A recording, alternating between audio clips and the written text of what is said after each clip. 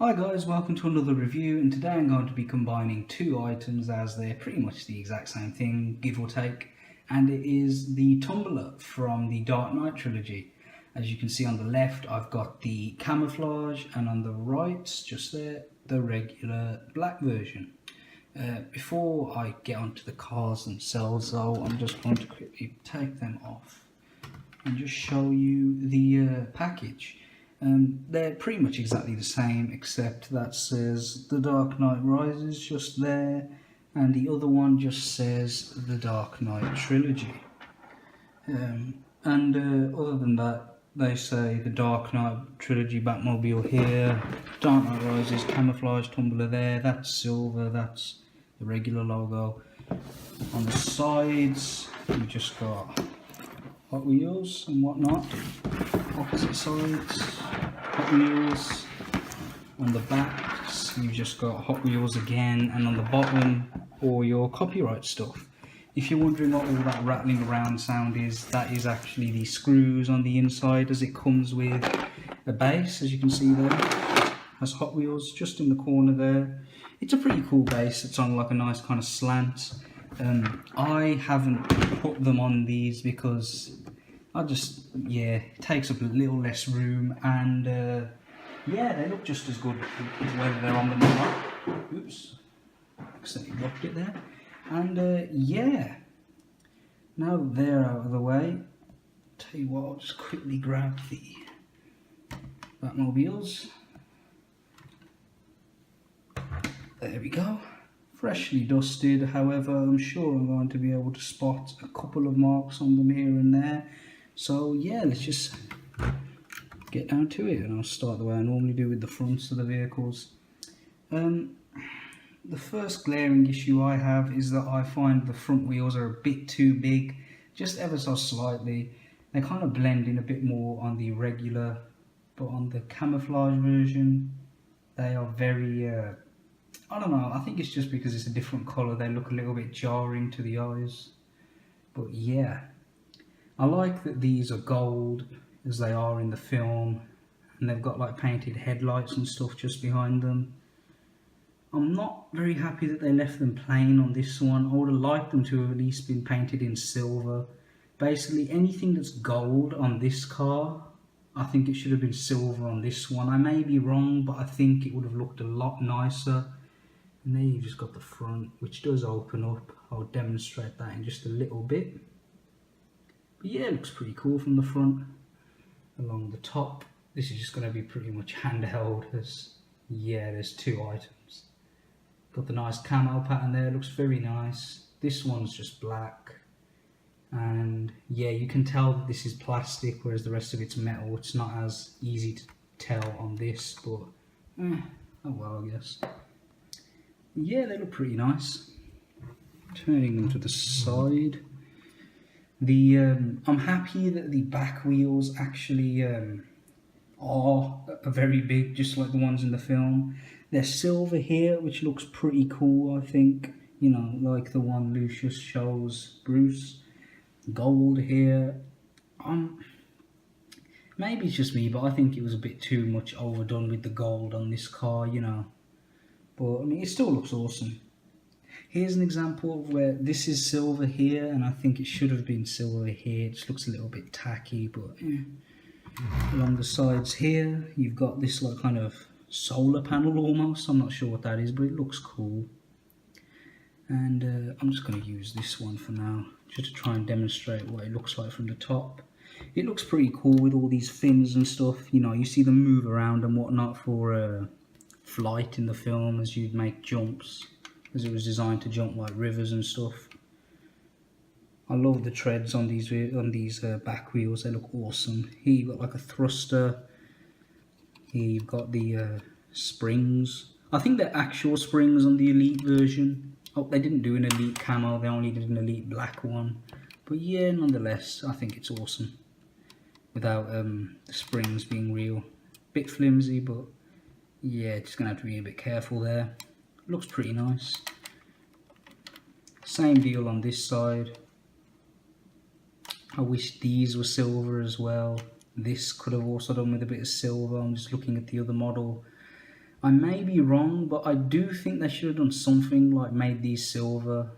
Once again, I can't remember exactly if that's exactly what it was like in the film, but yeah. On the bottom, nothing, you know, just plain, I guess. But you don't really see much of that in the film anyway. Here you've got, I don't know, gas canisters of some kind, which the other model also has. So that's pretty cool. I do think that looks kind of nice. And yeah, they've got a nice bit of weight to them, these cars as well. They're mainly die cast. The only plastic bits are like these fins, this thing here, the back, I think, yeah, the like kind of booster at the back is plastic. This front bit is plastic as well, but the majority of it is actually metal, which is really cool. You've got like a petrol cap of some kind. The paint is a little bit sloppy here, but oh well. Just gonna put that down there, and I'll demonstrate it opening up using this model. There's no clear plastic windows here, similar to the ones on the front, but I think I can live with that as it's designed to open up and whatnot. However, what I don't like is, there's a bit of dust there. I always miss a little bit of dust before I start my reviews. I'm not too fond of the way it opens up. You basically pull on it a little bit, and then pull it back, and push this front section in, like that, and that is the extent it can open to. I'm not sure if there was any other way around it, but I don't like it.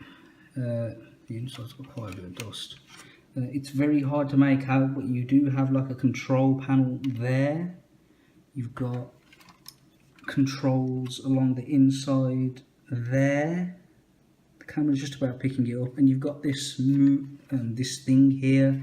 I think this is like meant to represent the guns and whatnot. No steering wheel, but you see him use something like this when he's shooting the guns, which are here. Speaking of which, where are the guns here?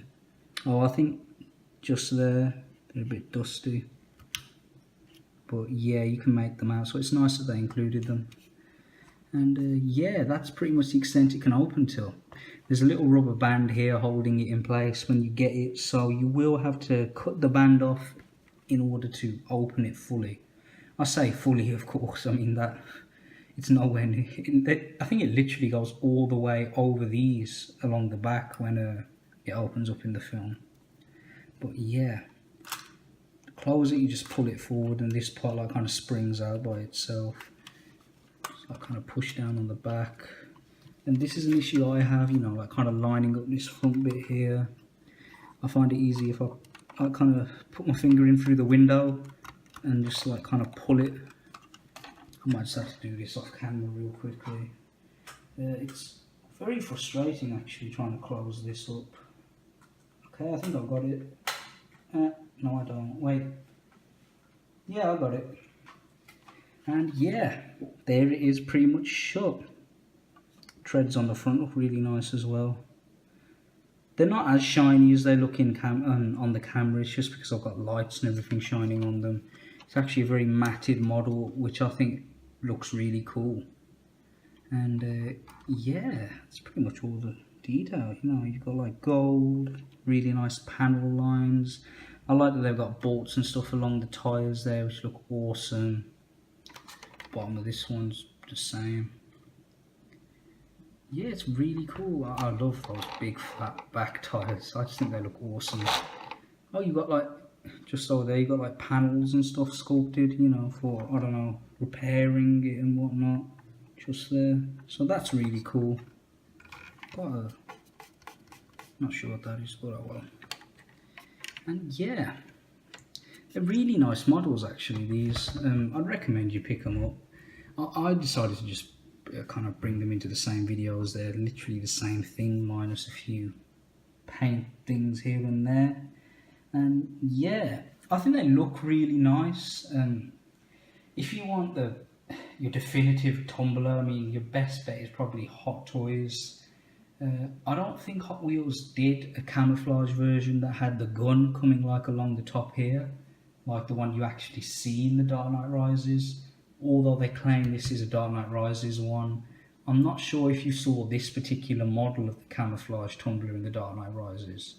I would have just preferred it if they roll Batman Begins. I can understand this being the Dark Knight Trilogy Batmobile, but yeah.